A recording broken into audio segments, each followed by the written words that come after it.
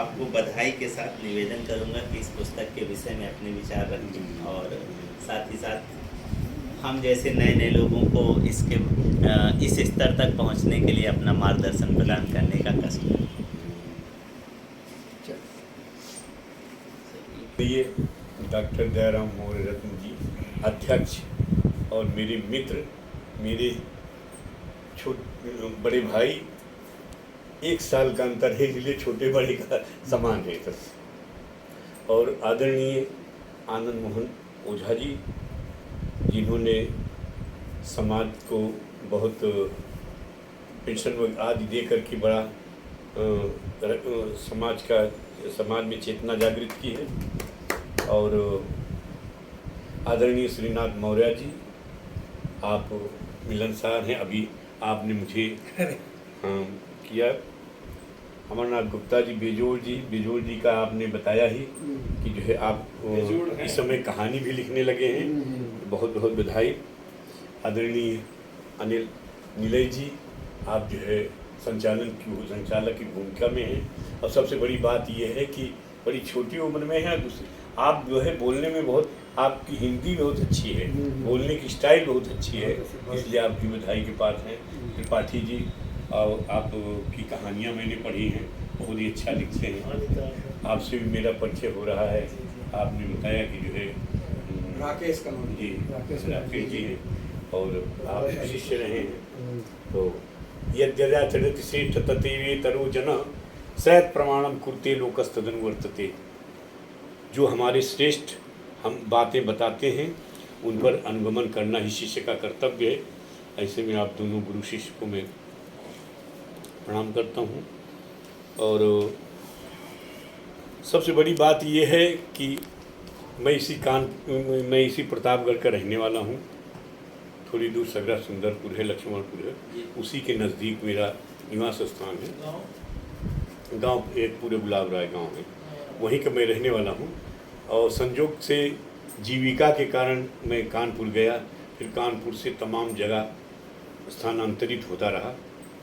लेकिन साहित्य मेरा जो है चलता रहा, बराबर चलता रहा, मैंने कभी लिखना छोड़ा नहीं। फल ये हुआ जैसा आपने बताया, तमाम पुरस्कार मिले, शोध हुआ, सब कुछ। लेकिन ये है कि हमें हमारा लक्ष्य क्या है, इसको हमें हमेशा अपने मस्तिष्क में रखना होता है। मैंने भी सोचा कि क्यों ना हर विधा में कार्य किया जाए। मैंने उपन्यास भी लिखा, प्रत्यक्षता खंड का भी लिखा, महाकाव्य भी लिखा। ये सब हमारी सोच है, जिस प्रकार हम रहते हैं, जिस प्रकार जीवन जीते हैं, जिस प्रकार भोगते हैं, वही सब हम लोग दर्शाते हैं। और सृजना से संबंधित बातें मैं क्या बताऊं, जब से आप मिले हैं, रत्न जी मिले हैं, तब से मुझे चेतना आ गई है। प्रतापगढ़ आने में कोई भी साधारण सभी कोई कथा भी कहीं होती, कह देता है आदमी की जो कथा है, चले आइए। मैं आता हूँ, सबसे पहले आदरणीय रत्न जी के पास आता हूँ, यहाँ जो है साहित्यिक वार्ता करता हूँ, इसके बाद में जाता हूँ। तो अब आती है बात अनंतिम की। एक पत्रिका है, ये पत्रिका वास्तव में सतीश जी ने आरंभ किया था। उनकी पत्नी थी, एकदम आपको सत्य बता रहे हैं। और ये जो है मतलब बड़ी ही कारुणिक बात भी है। सतीश जी ने कहा कि जब मैं रिटायर हो जाऊंगा तो एक पत्रिका निकालूंगा। तो उन्होंने कहा कि, उनकी पत्नी सुधा गुप्ता हैं, उन्होंने कहा कि जब आप पत्रिका निकालने जा रहे हैं तो रिटायर होने से 3-4 साल पहले पत्रिका निकालिए, और रिटायर होने के बाद उसमें गति आ जाएगी। वास्तव में इस पत्रिका में गति आ गई, पत्रिका बहुत दूर दूर तक जा रही है।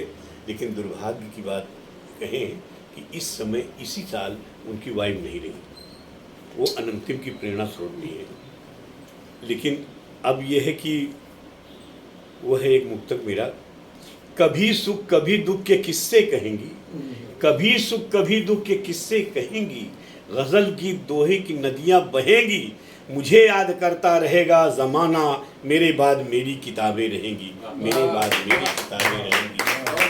छुएगा विचारों का आकाश कोई, छुएगा विचारों का आकाश कोई, पढ़ेगा कहानी उपन्यास कोई, रहेगी हमारी किताबों की दुनिया, हाँ। लिखेगा हमारा भी इतिहास कोई, क्या बात है, लिखेगा क्या हमारा भी इतिहास कोई। और ये जो है एकदम ताज़ा आदरणीय रत्न जी के ऊपर डॉक्टर एस.वी. पांडा मुखर्जी ने आपकी सारी पुस्तकों को लेते हुए मतलब लिखा और शोध ग्रंथ लिखा, जो काफ़ी चर्चित भी रहा, जिसका आप लोगों ने स्वागत भी किया। तो ये है हमारी मतलब अनंतिम की बात। अब आते हैं एक रहेंगे नेक रहेंगे इस पुस्तक पर। हमने महाकाव्य लिखा, खंड काव्य लिखा, गीत, गज़ल, मतलब लगभग सब विधाओं में मैंने लिखा और सब विधाओं में चर्चित रहा, सब विधाओं में पुरस्कृत भी रहा। आदरणीय मौर्य जी के पास जब रत्न जी के पास में बैठता था तो कहा, मिलन जी ये समझ लीजिए कि जब तक जो है आप बात साहित्य में नहीं लिखेंगे तब तक आपको पूर्णता प्राप्त नहीं होगी ना, है ना, याद आ रहा है ना। तो हमने कहा ठीक है, हम प्रयास करते हैं। तो 3-4 किताबें मेरे पास पड़ी थी। मैं अम्बाला गया तो मेरी पोती थी, उसने कहा कि बाबा जी हमारे ऊपर भी तो आप लिखिए। हमने कहा ठीक है, तुम लोग जाओ, ट्रेन बन के आओ, एक रेलगाड़ी बन के आओ, तो मैं जो है लिखता हूँ तुम्हारे ऊपर। कहना न हुआ कि वो मेरी पोती पोते सब वहाँ इकट्ठे थे एक कार्यक्रम में, सब जो ट्रेन बन के आ गए, गाड़ी बन के आ गए। ये देखिए फोटो, इसमें सब मेरे पोती पोते जितने हैं सब हैं ना। तो जो है उसी आधार पे एक किताब लिखी गई मैंने, और ये आपके सामने है, जैसी भी है अब आपके सामने है। और आज आप जो है कर रहे हैं, बहुत बहुत आपको धन्यवाद। नाम के अनुरूप सब एक, हम एक हैं और नेक रहें।